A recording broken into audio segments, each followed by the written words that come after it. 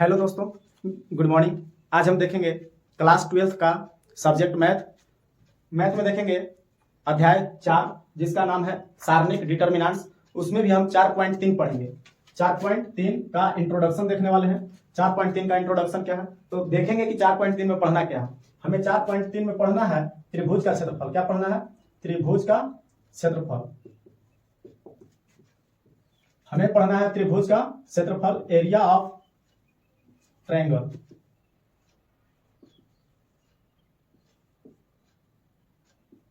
हमें क्या पढ़ना है? एरिया ऑफ ट्रायंगल यानी कि त्रिभुज का क्षेत्रफल। तो त्रिभुज क्या होता है? तो तीन भुजाओं से बने बंद आकृति को त्रिभुज कहते हैं, जिसमें तीन भुजा होते हैं और तीन शीर्ष होते हैं।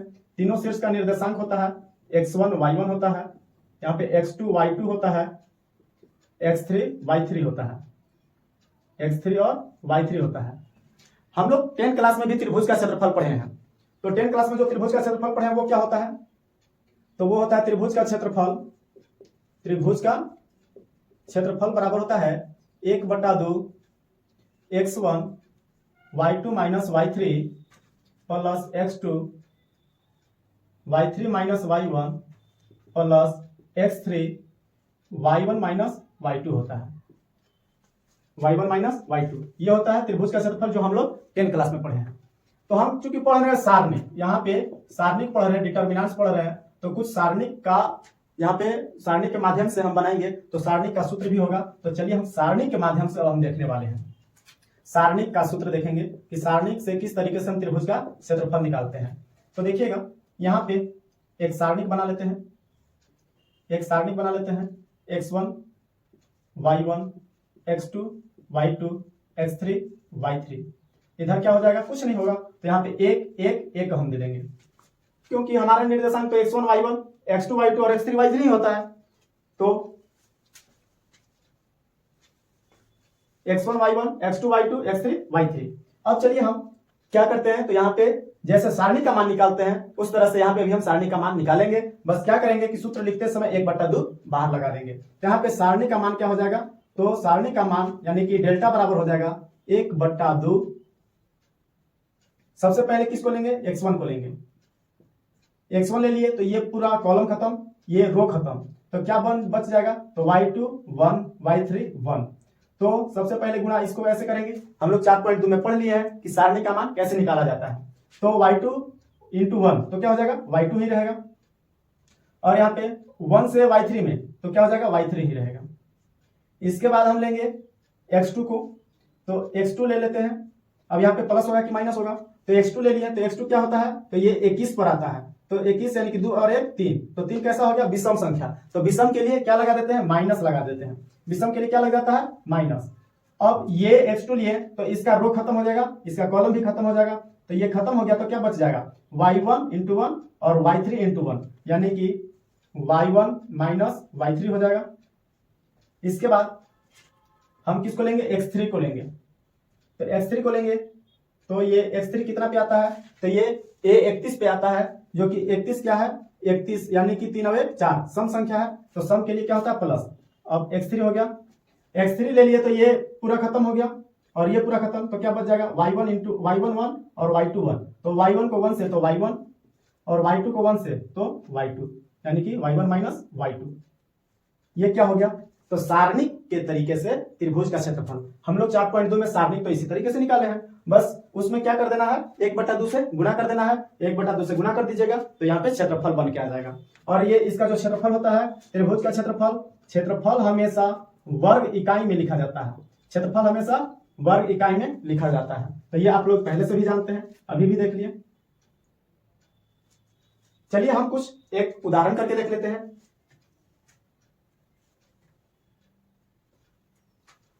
तो उदाहरण हम लिखते हैं, एक उदाहरण बनाएंगे सबसे पहले, इसके बाद 4.3 का क्वेश्चन पे आएंगे।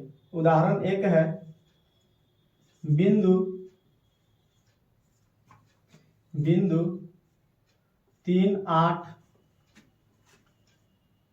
-4 2 तथा 5, 1 से बने त्रिभुज का क्षेत्रफल हमें बताना है। बने त्रिभुज का क्षेत्रफल क्या होगा। तो इसको हम ये सारणिक के तौर पे लिख लेते हैं पहले। तो इसको हम हल करेंगे और जैसे सारणिक लिखा जाता है वैसे हम इसको भी लिख लेंगे। तो सबसे पहले इस तरह से सारणिक बना लेते हैं और पहला में क्या है 3 8, तो 3 8 लिख लेंगे। इसके बाद क्या है -4 2, -4 2 लिख लेंगे। इसके बाद क्या है 5 और 1 है, तो 5 1 लिख लेंगे। इधर कुछ नहीं है तो 1 1 1 लगा लिए। अब क्या करेंगे हम इसमें 1/2 लगा देंगे। अब हम सूत्र जो है वो सूत्र पे या तो फिर आप अपने मन से जैसे सारणिक निकालते हैं उस तरह से निकाल दीजिए। 1/2 पहले लिख लीजिएगा, हम इधर बना लेते हैं 1/2 लिख लेते हैं। 3 को ले लेंगे हम, तो ये खत्म क्या हो जाएगा 2 गुना 1 और 1 गुना 1, यानी कि 2 गुना 1 तो 2 और 1 गुना 1 तो 1। इसके बाद माइनस क्या ले लेंगे तो 4, तो माइनस में भी 4 है। इसके बाद 4 ले लेंगे तो ये खत्म क्या हो जाएगा 8 एकम 8 और 1 में से 1, तो 8 माइनस 1। इसके बाद क्या हो जाएगा प्लस हो जाएगा। क्या ले लेंगे 5, तो 5 ले लेंगे, इसको हम नीचे लिख देते हैं +5। 5 अगर ले लिए तो ये खत्म, क्या बच जाएगा तो 8 एकम 8 और 2 एकम 2, 8 माइनस 2। ये क्या मान देगा तो 1/2, 2 में से घट जाएगा 1 और 1 से 3 को गुणा करेंगे तो ये 3 हो जाएगा। माइनस माइनस प्लस 4 और 8 में से 1 गया 7, तो 4 7 कितना हो जाएगा 28 हो जाएगा ये। इसके बाद प्लस 8 में से 2 जाएगा 6 और 6 बच्चे ये 30 हो जाएगा। अब हम क्या करेंगे ये सभी को जोड़ लेंगे, तो 30 और 20 50 और 8 58 और 3 61, तो ये क्या हो जाएगा 61 और बटा में 2, तो 61/2 वर्ग इकाई, 61/2 वर्ग इकाई इसका क्या हो जाएगा आंसर हो जाएगा। तो हम उम्मीद करते हैं कि आप लोग को ये त्रिभुज का क्षेत्रफल बहुत अच्छे से समझ में आया होगा। तो आप मेरे चैनल को लाइक और सब्सक्राइब जरूर कीजिएगा और अच्छा लगा तो कमेंट में जय हिंद सर जरूर लिखिएगा। Thank you. 12th का मैथ एक्सरसाइज 4.3 का पहला क्वेश्चन है दिए गए प्रत्येक शीर्ष बिंदुओं वाले त्रिभुजों का क्षेत्रफल ज्ञात कीजिए। यहाँ पे 2-3 क्वेश्चन दिया हुआ है, शीर्ष बिंदु दिया हुआ है, उसका क्षेत्रफल ज्ञात करना है। शीर्ष बिंदुओं का क्षेत्रफल ज्ञात करना है। तो पहला क्वेश्चन को हम सॉल्व करेंगे। पहला क्वेश्चन को सॉल्व करेंगे तो पहले उसको सारणिक में लिख लेंगे। हम सारणिक से पहले 1/2 लगा लेंगे और यहाँ पे 1 0 हो जाएगा, 6 0 हो जाएगा और 4 3 हो जाएगा। इधर कुछ नहीं तो 1 1 1 लगा लेंगे। इसको सॉल्व करेंगे तो 1/2 लिख लेंगे। सबसे पहले 1 को ले लेंगे, तो 1 को लेंगे तो ये खत्म और 0 गुना 1 हो जाएगा तो 0 रहेगा और 1 गुना 3 तो 3 ही रहेगा। इसके बाद हम लेंगे किसको 6 को, तो माइनस में 6 हो जाएगा और 6 लिए तो ये खत्म हो जाएगा, ये खत्म, क्या बच जाएगा 0 गुना 1 तो 0 और 3 गुना 1 तो 3। इसके बाद हम किसको लेंगे 4 को, तो यहाँ पे प्लस में 4 हो जाएगा और 4 को लेंगे तो ये खत्म, यानी कि 0 गुना 1 0 और 0 गुना 1 तो 0।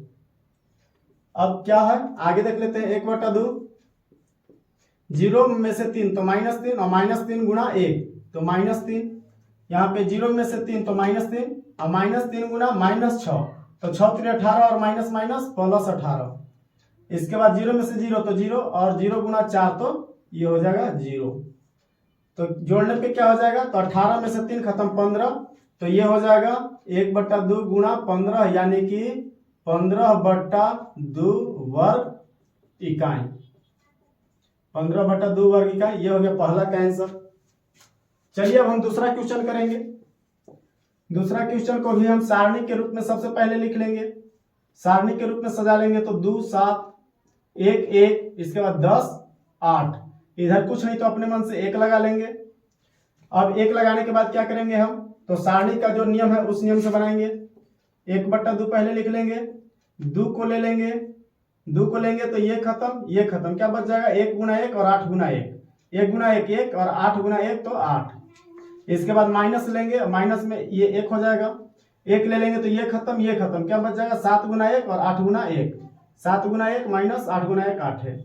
इसके बाद 10 को लेंगे तो प्लस में 10 हो जाएगा, और 10 को ले लेंगे तो क्या हो जाएगा 10 लेंगे तो ये खत्म, ये खत्म, यानी कि 7 गुना 1 7 और 1 गुना 1 1, तो ये क्या हो जाएगा 7 माइनस 1। चलिए आगे देखते हैं, 1/2, 1 में 60 खत्म होगा तो -7 बचेगा, और -7 दूनी की -14। इसके बाद 7 में 60 जाएगा तो -1 और -1 गुना -1 तो प्लस का 1। इसके बाद 7 में 6 जाएगा तो 6 और 6 दहा क्या हो जाएगा, तो ये 60 हो जाएगा। इसके बाद 60 और 1 61, 61 में से कितना चल जाएगा, तो 61 में से 14 खत्म हो जाएगा, तो 61 में से 14 खत्म करेंगे तो कितना हो जाएगा, 60 में से 14 खत्म करेंगे तो 60 में से 10 पहले खत्म करेंगे 50, इसके बाद 4 और खत्म, तो 50 में से 4 यानी 46 और 1 47 हो जाएगा, और बटा का 2 47/2 वर्ग इकाई। ये क्या हो गया, आंसर हो गया। क्वेश्चन क्या है देखते हैं, पहला का तीसरा। तो तीसरा क्वेश्चन है, बिंदु दिया हुआ है -2 -3, इसके बाद 3 और 2, इसके बाद है -1 और -8। तो इसको हम सॉल्व करते हैं।